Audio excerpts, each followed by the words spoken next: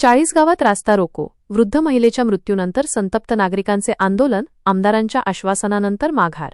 40 गाव 5 जुलै 2025. शहरातील हिरापूर रोडवरील तालुका कृषी कार्यालयाच्या वळणाजवळ काल शुक्रवार रात्री 9 वाजण्याच्या सुमारास एका भीषण अपघातात एका वृद्ध महिलेचा जागीच मृत्यू झाला. अज्ञात वाहनाने धडक दिल्याने ही दुर्दैवी घटना घडली. या घटनेमुळे संतप्त झालेल्या स्थानिक रहिवाशांनी आज शनिवार सकाळी 10:30 वाजता त्याच ठिकाणी रास्ता रोको आंदोलन केले. या रस्त्यावर वाढलेल्या अपघातांची संख्या आणि प्रशासनाचे दुर्लक्ष यामुळे नागरिकांमध्ये तीव्र संताप होता. अपघातग्रस्त महिलेला न्याय मिळावा आणि भविष्यात असे अपघात टाळण्यासाठी तातडीने उपाययोजना कराव्यात अशी मागणी आंदोलकांनी लावून धरली होती. आंदोलनामुळे रस्त्यावर वाहनांच्या लांबच लांब रांगा लागल्या होत्या.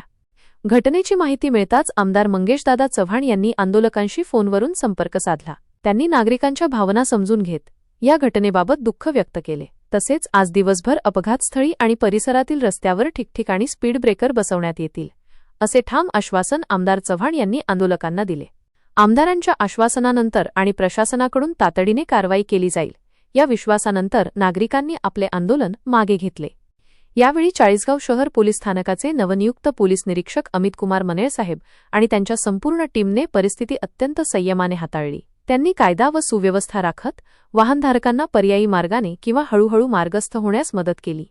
या दुर्दैवी घटनेमुळे शहरातील रस्त्यांवरील सुरक्षिततेचा प्रश्न पुन्हा एकदा गंभीरपणे समोर आला आहे. नागरिकांच्या मागणीनुसार स्पीड ब्रेकर बसवल्याने भविष्यातील अपघात टाळण्यास मदत होईल अशी आशा व्यक्त केली जात आहे.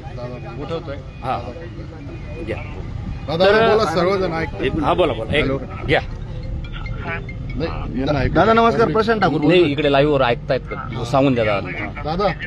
एक ते बी बोलून द्या. लाईव्ह मध्ये लाईव्ह चालू दादा. हा, लाईव्ह मध्ये बी तुमचा आवाज घ्या. बोला. तो ब्रेकर आजच टाकायला लावतो मी तिथं. हो दादा. आज स्पीड ब्रेकर टाकून घेऊ दादा. स्ट्रीट लाईट पण नाही दादा. पुढच्या टप्प्यात आपण स्ट्रीट लाईट रस्त्याचं वायडनिंग पण करतोय मी त्या बरोबर करतोय मी आजच स्पीड ब्रेकर टाकायला लावतो. चालेल दादा. ठीक. तर अशा पद्धतीने आता नुकताच पोलीस प्रशासनासमोर आणि या जनतेसमोर या चाळीसगाव तालुक्याचे कार्यतत्पर आमदार मंगेशदादा